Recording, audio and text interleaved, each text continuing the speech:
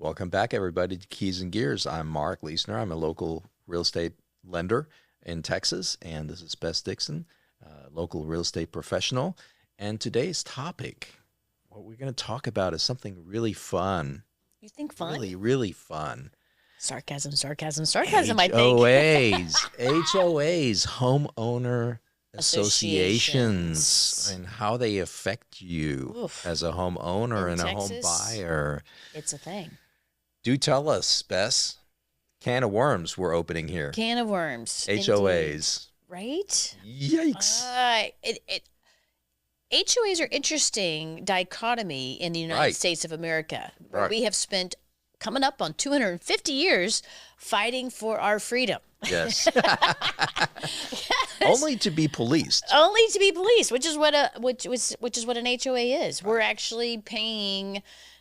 We're buying, when you buy a home in an HOA, you're buying into a home cooperative of sorts, where everyone that buys in has agreed to follow the same kind of rules. kind of yeah, it's kind of covenants, standards. You know, and on the face of it, it makes total sense, right? Because you don't want somebody with a pink elephant in their front yard when you're trying to sell your house, or I mean, it's just to generate some cohesiveness in the neighborhood and some standards in the neighborhood.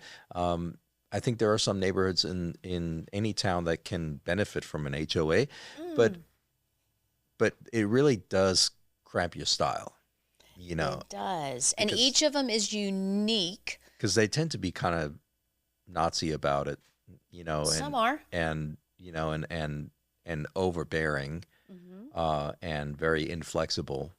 So, and politics. Well, that's why it's called standards, Mark. That's right. I know.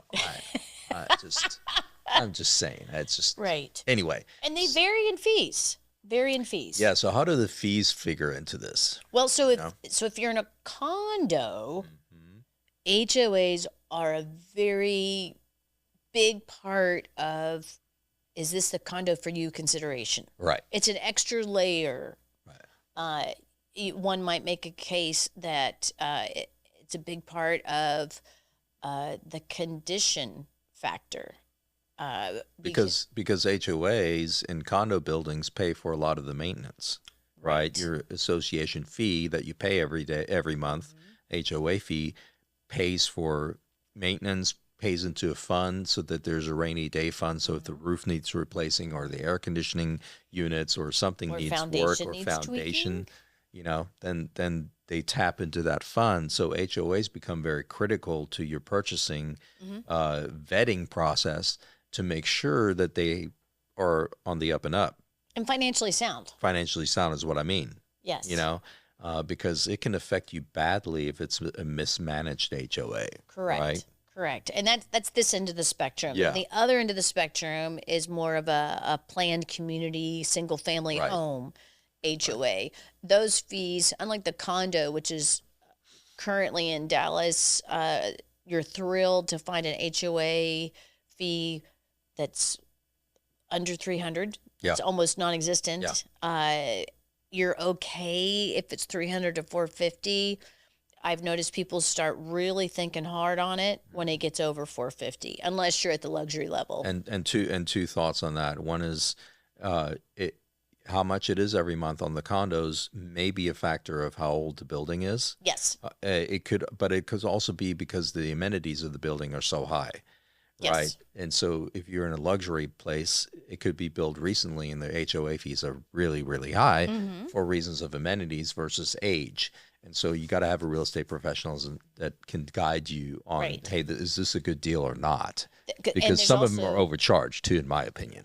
Agreed. And that's because of previous history mismanagement. Yes. Financial mismanagement. They're making up for lost money. For lost time whatever. And the builder ones, are they set up by the builder, like the builder communities that have HOAs?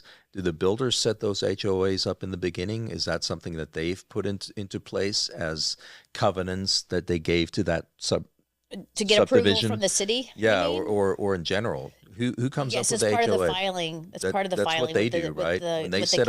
When they set up the subdivision, they say this is going to be an HOA subdivision. right? Right, because it's part of how they get it passed through zoning and Right. and codes and all And the so in things. that case, in the subdivision case, you're talking more Single about family home, right? standards, right? They're upholding certain standards in the neighborhood. Is what their job is, right? Because you're not really maintaining. I mean, there's usually a community pool or something that they have to maintain, Yes. right?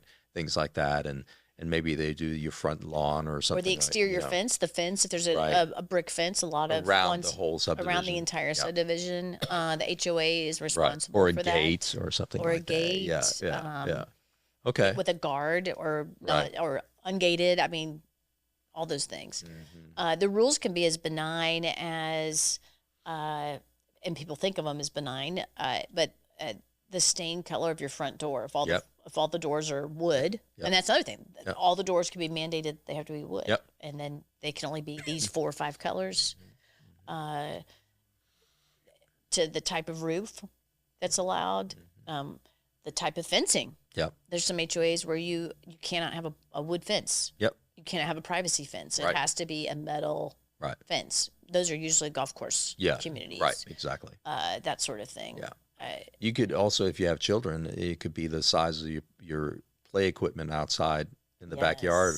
You know, that's it can't mandated. be above the fence. Like Right. a lot of HOAs, the single family home HOAs have a lot to do with sight lines. And so a shed, Yep. sure you can have a shed, but it can't be It has to fit in above certain the fence line. parameters. Right. You can have playground equipment, but it can't be Right. above the fence line. It Right. can't be this close to Right. the neighbors. Right. It's all about the sight lines. And speaking of sight lines, I mean the front, basically what the HOA can see, the HOA, this is a 30,000 level Yeah. Right. statement, Right. so please don't sue me. But but generally, HOAs are all about just what you said in the opener. They're all about bringing some sort of semblance of community visually Yeah. to all the homeowners. Makes it look more homogeneous of the neighborhood. right? Correct. Yeah. So anything that someone could observe about your home needs to fall into those Right. parameters. That's why things that are above the fence line, people can see those. Yep. Right.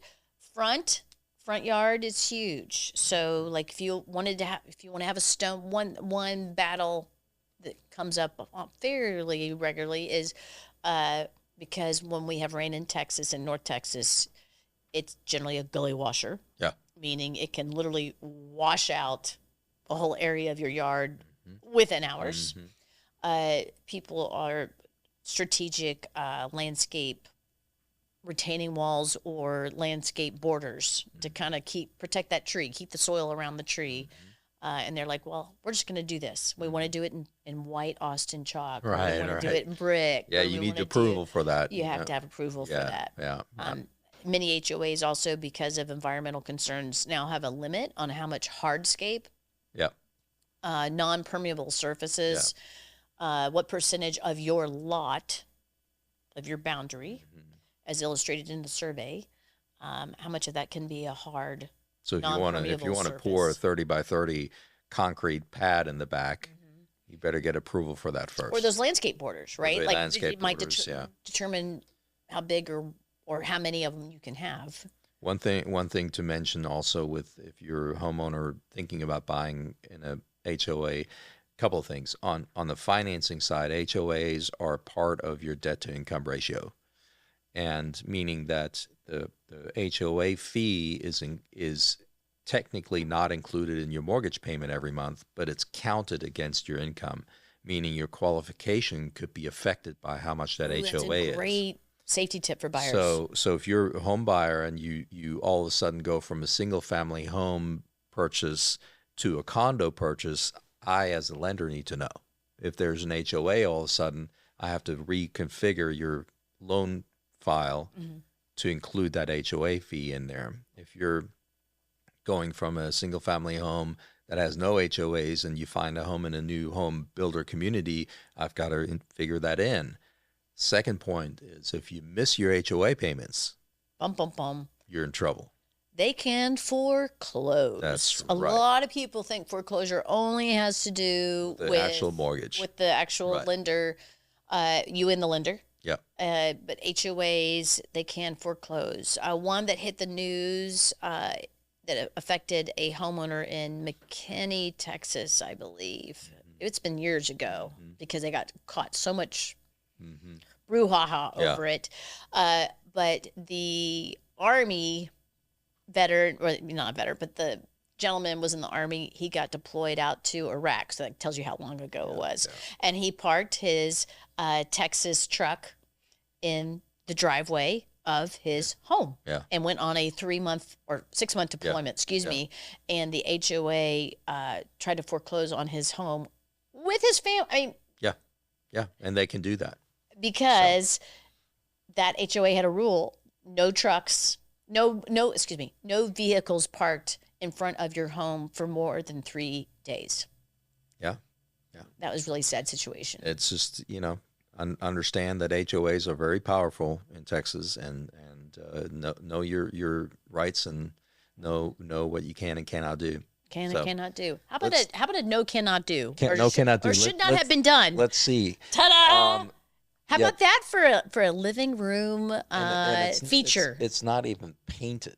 I mean, it didn't try to hide it. So what is that rectangle box mark that I am showing you? That is a recently installed, upgraded. So all those are good things.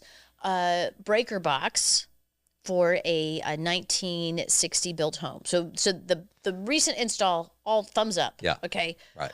I'm not so much of a fan of it being a feature of this.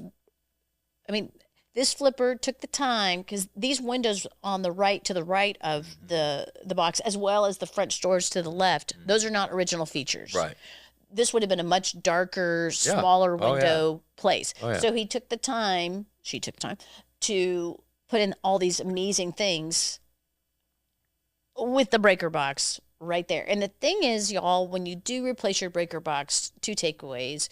One, don't forget to save your receipts and submit them to your insurance company, because generally insurance companies are very thankful when you spend the money on upgrading your breaker box to perform to today's fire hazard. Today's standards. And 2, since the main power line into your house has to be removed, and the electrician is going to have to pull more wires, you literally have the option to put it anywhere you want within code guidelines, but you can put it wherever you want. So they could have put it just around the corner. I mean, the side of the house is maybe 10 feet from this box. They could have had it drawn and put it, and also you can have it mounted on the outside of the house too. It doesn't have to be inside. That's what I'm talking about. You really should have it on the outside of the house, or in the garage or something, but not in your house. So wall of windows, ta-da! What and not French to do? doors, and by the way, there's more windows on the other side too. So it literally is a black eye, in my humble opinion. In the middle of all this, all that. Oh my gosh, I don't think I've ever seen that. It just makes me so sad for this house. That I've never seen that. I don't know. Fail. What were they thinking? I don't know. They weren't. They weren't. No, actually, they probably were trying to save some money. Maybe. Yeah, but it's saving in the wrong place. It's penny wise and pound foolish to not.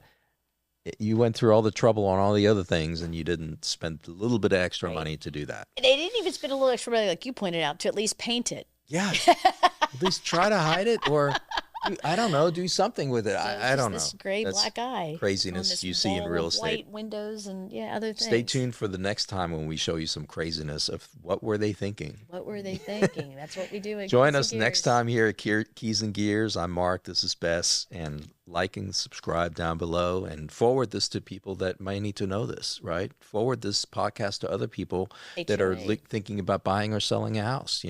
We're happy to help and happy to give them guidance. So see you next time. Love you, mean it.